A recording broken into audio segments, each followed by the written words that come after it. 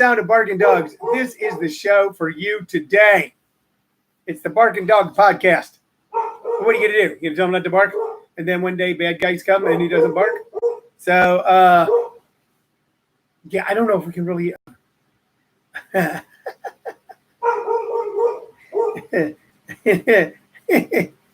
Oh, work from home. It'll be easier. There'll be less distractions. You want to have a commute. And it's nothing but distractions, ladies and gentlemen. Anyway, that's fine. What I'm trying to tell you about right now is tonight, the Democratic National Convention kicks off. It's where they will nominate Joe Biden to be the Democratic nominee for President of the United States and Kamala Harris to be a vice president. It's the first time that a woman of color will be on a national. I did read someplace where there was a African-American woman back in the 30s or 40s who ran on a ticket, but it wasn't a broad-based ticket, although it was a legitimate, she was a legitimate candidate. But as far as for the Democrats or the Republicans, is the first time a woman of color. There have been women who have ran for president, Hillary Clinton, and lost. There have been women who have been on the tickets for vice president, Sarah Palin, Geraldine Ferraro, and they both lost. The track record for having a woman president or vice president is zero. And, you know, I think that some of you have a reaction that I have sometime that I kind of am a little surprised by, but not surprised by, when someone goes, it's a woman's turn. And then my immediate thought is, you know what? It's no one's turn. Turn should go to the most qualified, no matter what color or gender or race or creed. But I realize that that's a reaction that might be a little chauvinistic. It is more than chauvinistic. It is a reaction that seems reasonable, but actually is rooted in keeping a status quo. Because here's the issue. I'm going to tell you what the issue is. You want to know what the issue is? I'm going to tell you. Right? The issue is there are countless, well, maybe not countless, but many women who are qualified to be president of the United States. And there were women who were qualified to be president of the United States in the 1700s, 1800s, 1900s, and now, but never got the opportunity. Sometimes legally did not get the opportunity. So it's not, well, you know, if it should be the most qualified person. There are more than one. There is more than one individual who's qualified to be president of the United States. Nancy Pelosi is qualified to be president of the United States. Mitch McConnell, even though I loathe him and his policies and his programs, is qualified to be president of the United States. He has the ability. He has the breadth of knowledge. He has the temperament. He has the intelligence. He has the diplomacy to be president, as does Nancy Pelosi, as does Chuck Schumer, as does Kevin McCarthy. Not Andrew McCarthy, because he's an actor. Kevin McCarthy was an actor in the 50s. So it is time. And I'm going to tell you my experience with this, if you care to listen, if you care to hear. When I was a little boy, John F. Kennedy was elected president of the United States. And the Irish were overjoyed and Catholics were overjoyed. And I don't think that we can quite comprehend in 2020 the depth of bias and prejudice against the Irish as they came to our shores from Ireland. That's where the Irish come from. They come from Ireland, the Emerald Isle. There were a lot of Irish in the city of St. Louis. And the story that I've read, my brother Jerry and I talked about it, was that so many Irish immigrated to St. Louis because they heard they would get treated better than they were in New York, where they were treated horribly, abysmally. But, and the same thing with Catholics and Catholicism, Irish being Catholic, Eastern Europeans. So can't do anything about that dog. No one's going to do anything about the dog. So the dog is just going to keep barking, and I will be exercising, have an exercise of futility here.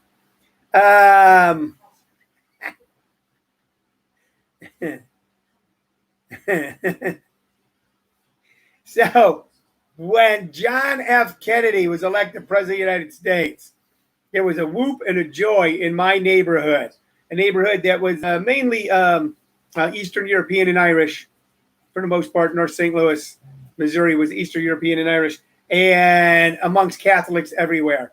That finally, in a sense, legitimized Catholics as full citizens of the United States and legitimized the Irish as well. The same thing with Barack Obama.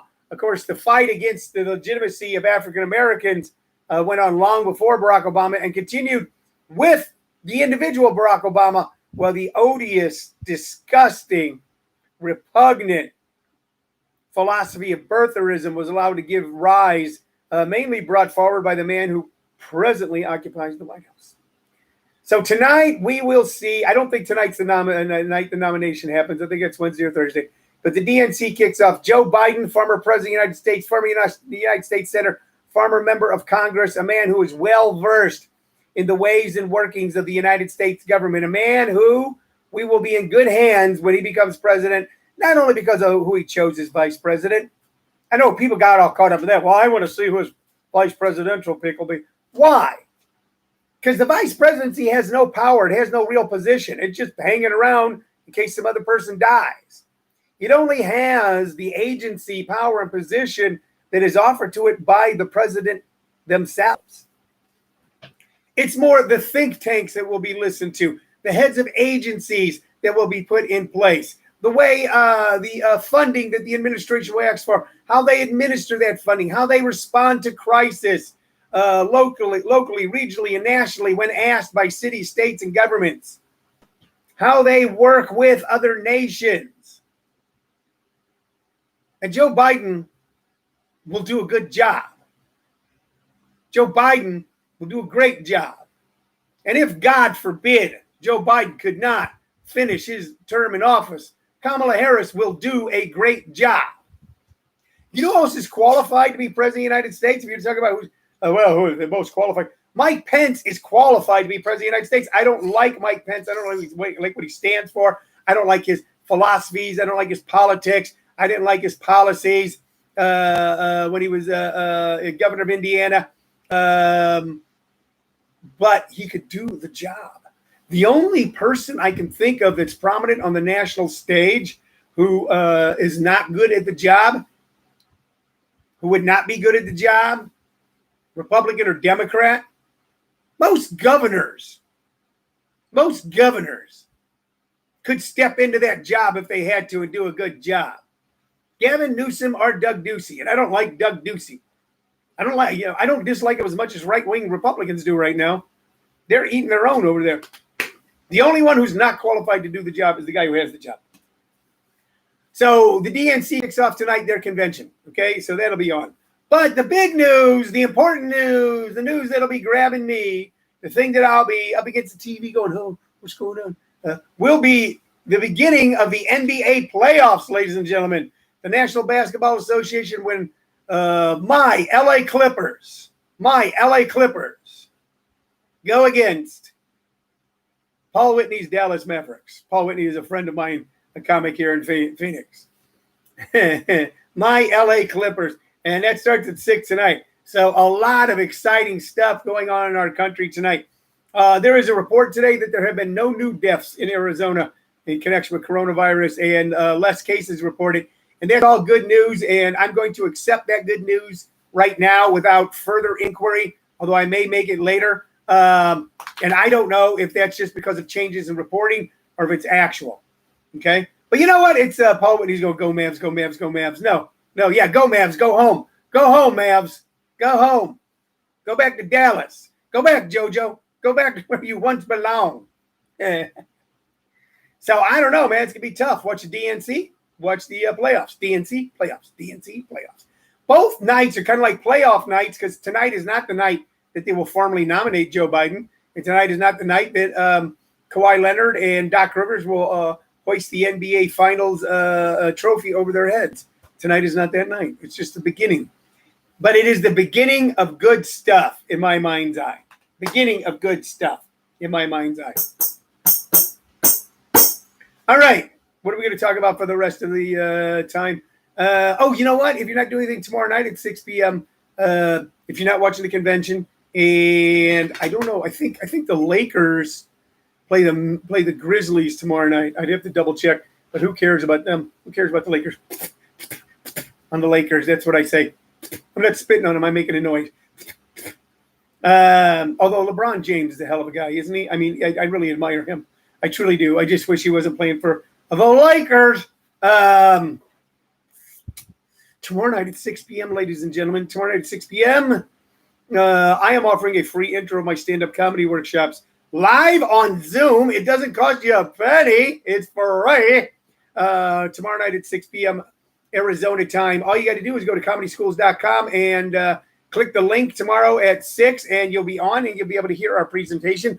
One jam-packed, exciting hour of information that will help you with your public speaking skills, your sales skills, get over stage fright, shyness, and, of course, if you want to be a stand-up comic, laying out a template that'll allow you to pour your creativity in it and have it flow out in a unique and original way. So tomorrow night, 3 things going on. NBA playoffs, Democratic National Convention, and our free intro.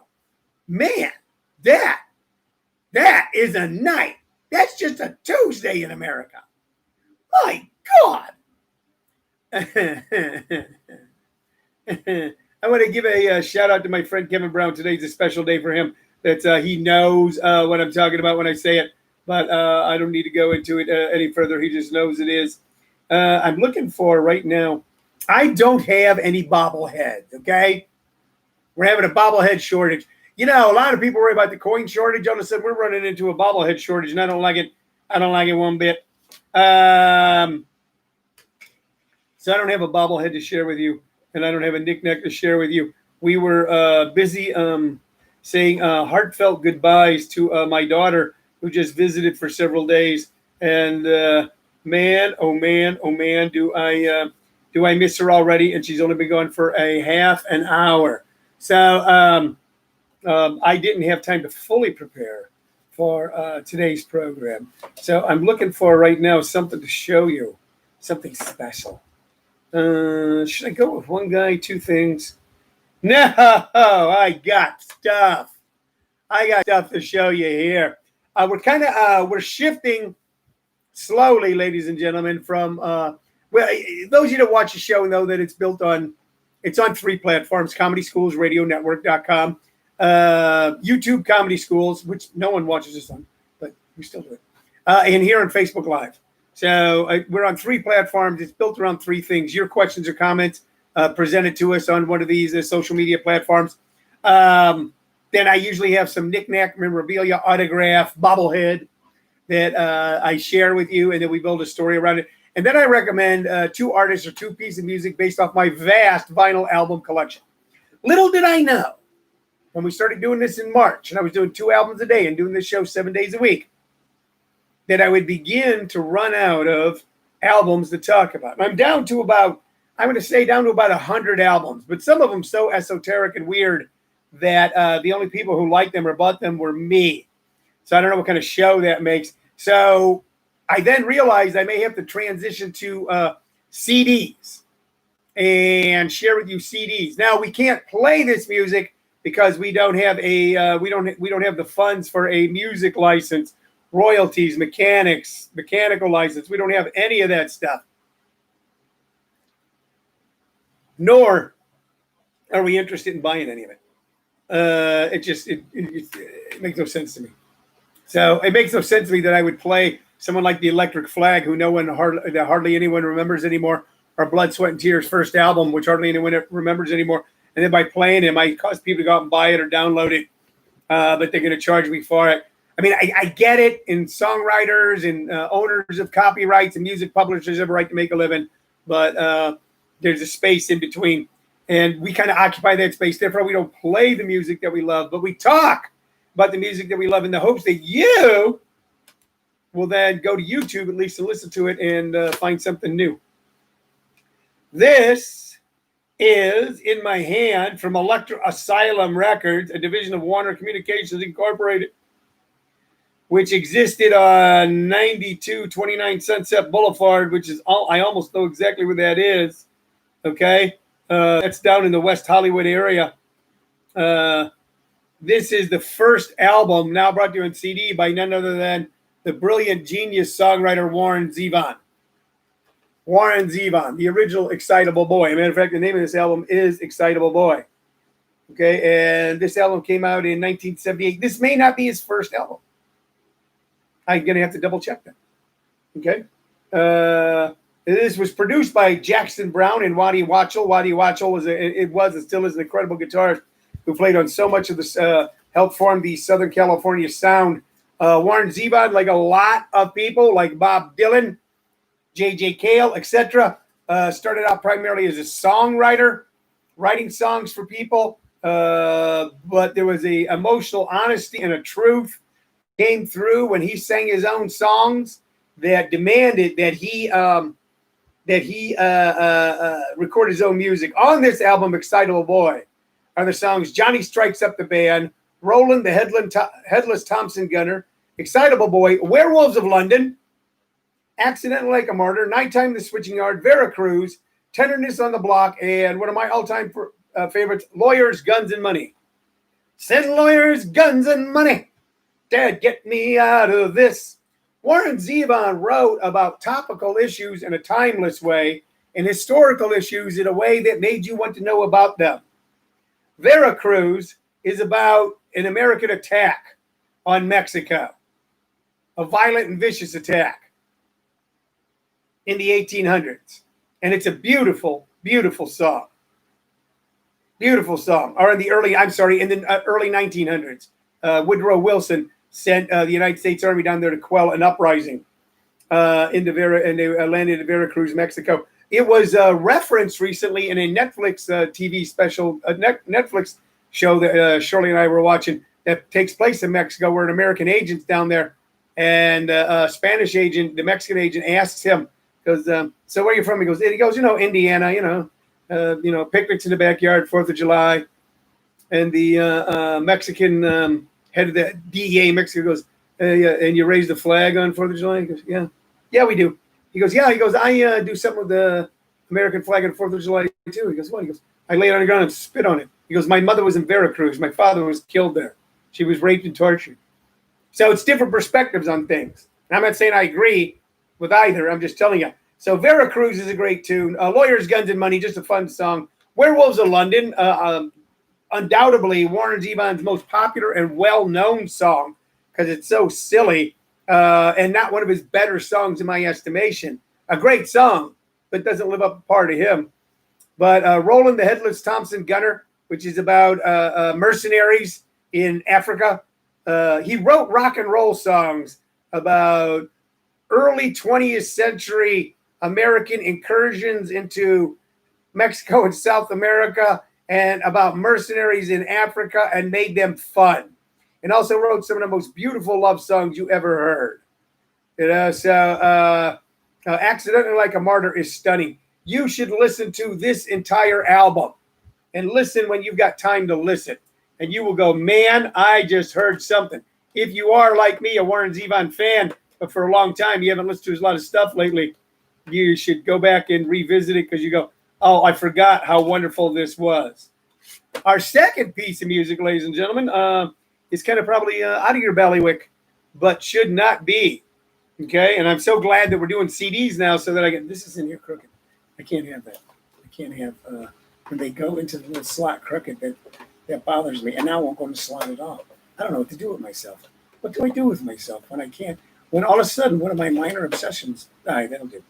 I'm glad that we're getting into the CD section of CD era of Living on a Thin Line because there's artists that I love that own their albums or their CDs. And here's one, and this is, and there's never been a truer title for a group of music ever than this one. This is, look at that, The Essential Bob Wills. The Essential Bob Wills. Now, if you're my age, your first probably awareness of Bob Wills is from a Waylon Jennings song called Bob Wills is Still the King. It's a song that Waylon Jennings wrote There's a honky-tonk in Texas where they play Western swing, on and on. Bob Wills is still the king. It's a song he wrote when he was pissed off at his best friend, Willie Nelson. Waylon Jennings was pissed off at Willie Nelson and was tired of everybody going, Willie Nelson, he's the king of music down here in Texas. Willie Nelson's the king of music down here in Texas. Waylon got tired of hearing it and wrote, Bob Wills is still the king. The story goes that later on, after they made up, it wasn't a long fight. Willie called him up and goes, hey, that song. He goes, what was that all about? Well, oh, hell, I just pissed off. Anyway, Bob Wills is still the king. Is a great Waylon Jennings tune.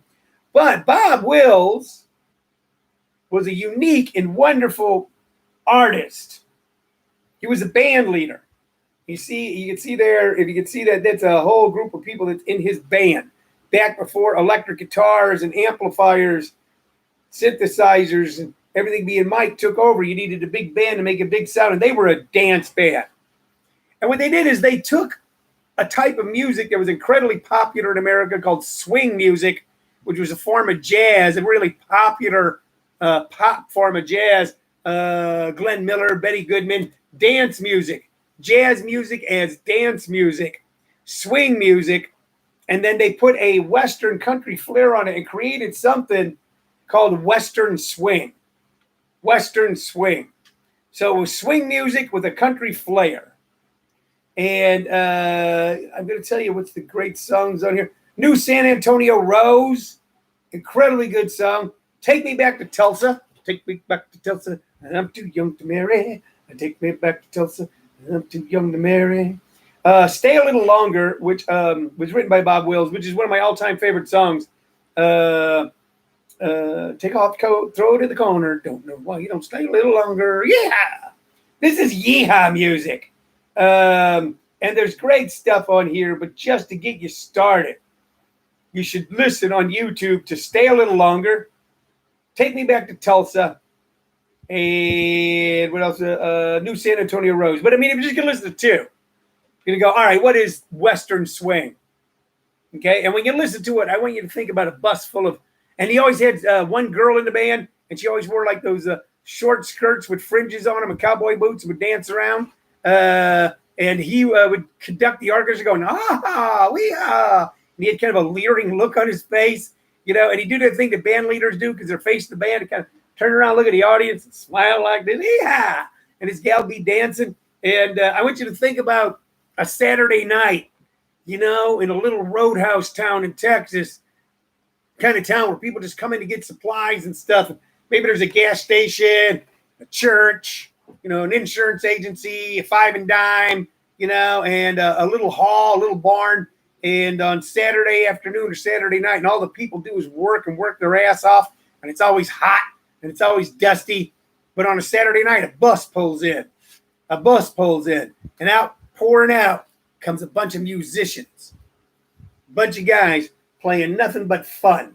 And for one night, maybe once a month, maybe less, for a Saturday night in a barn or in a VFW hall or an American Legion hall, okay, they'd set up drums and horns and saxophones and singers and the one and the two, and they play music that you couldn't help but dance to. And for a few hours on a Saturday night, all those people in those little towns, all those farmers, maybe people starting to work in factories now, people working in oil rigs, okay, people missing fingers because of the work that they did, okay, women worn out from having 8 children, too, that didn't live, young people just chomping at the bit to get off the leash and go out and see the world, parents trying to hold them back, not because they didn't like them, but they knew about some of the things that would happen to them in the world that they didn't want them to have to deal with, and they'd all come together on one Saturday night, and Bob Wills and the Texas Playboys would kick the shit out of some of the best music, best dance music ever. And all these people were able to forget their cares and woes and swing their partners round and round. And that's why I love Bob Wills. That's when music meant something. Maybe it meant a little more than it does now. I don't know. Anyway, that's my recommendations music by Warren Zevon's Excitable Boy album. and Bob Wills, and especially with Bob Wills, because you got to ease you into it. Okay, stay a little longer and take me back to Tulsa. You listen to those, you'll have some fun. Damn it, you'll have some fun. All right, that's our show for the day. All right, we talked a little politics. We made fun about the dog barking at the bug guy. We tried to make it all enjoyable and fun for you guys. I hope it was. Hi to each and every one of you that have watched. Hi to each and every one of you that will watch. I'll be back tomorrow at 2 p.m. with more tales, thrilling tales from yesteryear, here on the lone. Oh no, I'm not on. I'm not that show.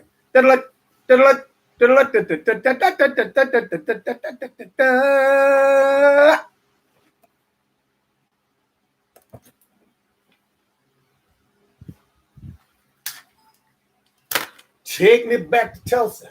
I'm too young to marry.